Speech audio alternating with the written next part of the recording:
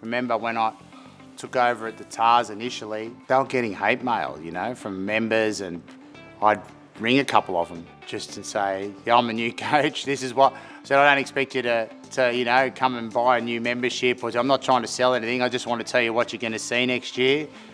This is it, you've got my number, if I don't deliver, ring me back and give me a gobful.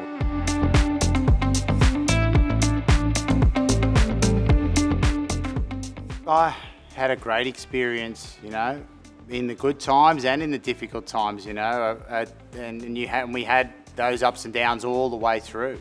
From the times, the relationships you have with people, even built just around the World Cup of 15, the amount of Aussies that were there in the UK, and their experience of that event and how much they enjoyed it. The different relationships you have with Aussies overseas to Aussies here. I think my connection with club rugby and my club rugby roots here were always good for me around relating with the fans.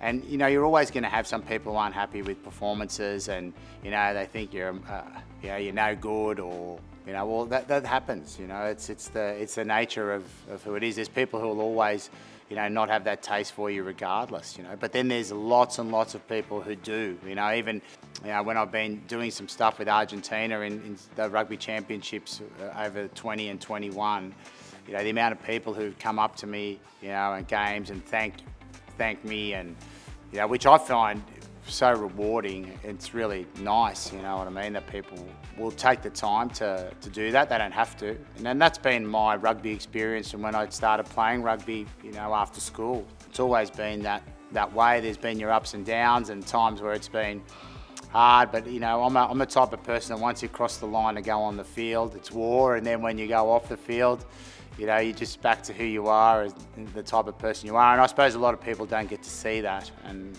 on the screen or from the coach's box, they don't get to see those things, and that's the way it is. I like that. So, because I'm brought up in that club rugby environment, that I've got a good grounding, and fans like the fact that I love the game and want the game to be better here no matter what, whether it's a club level, kids level, or at the elite level.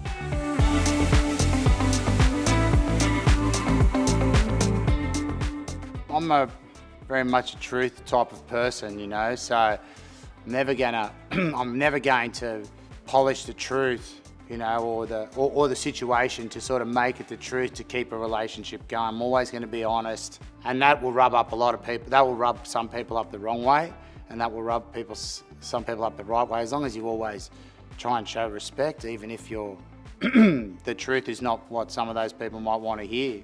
Whether it's media or administrators. I wouldn't say it's the same with fans. I think fans, you treat them differently because they're your people. They're the people who are there supporting your team, and you try to look after them all the time. I remember when I took over at the Tars initially, they were getting hate mail, from members, and which I couldn't believe.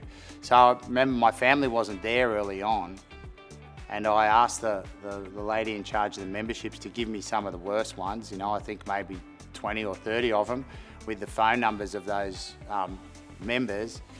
And every day on the way home from training, I'd ring a couple of them, just to say, yeah, I'm a new coach, this is what. So I don't expect you to come and buy a new membership, or I'm not trying to sell anything, I just want to tell you what you're going to see next year.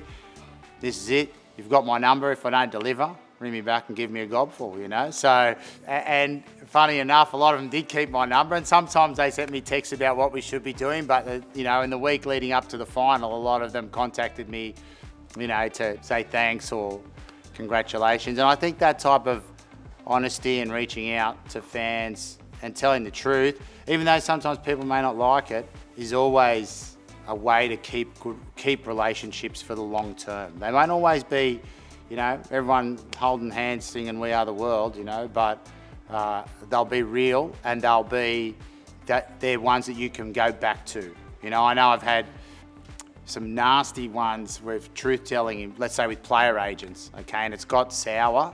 But then I've always been able to go back and build that relationship and have that relationship because it's based on the truth. It's not based on trying to manipulate someone, lie. Probably the only people who can't often get over it are media. They don't like it if you you know, tell them that way. But that's just the way it is, you know. Don't think you should. Perhaps it's naive, but I don't think you should change who you are or your personality just to appease someone.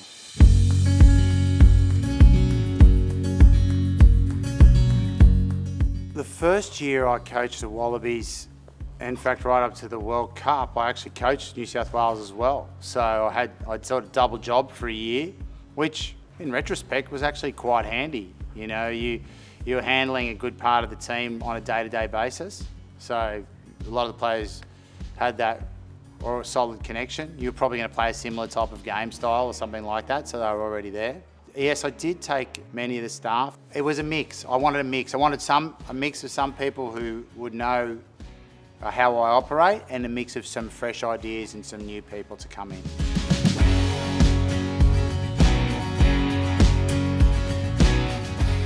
If you're not getting fresh energy and fresh ideas and being challenged all the time about how you either prepare or play the game, or how we're doing this off field, what could we possibly be doing better, that's the only way to provoke new ideas in your own head. Otherwise, you know, because of the rhythm and the routine you got to operate in, sometimes you can get caught in that rhythm. So you always need people coming in. I remember Trent Robinson came on one tour for a few weeks with us. I've had discussions with different AFL coaches and different people who have been involved from different sports. You know, so different ideas of people coming in and being able to help us develop a new system or a better system or improvements on the system that we've got already to get the team to a higher level.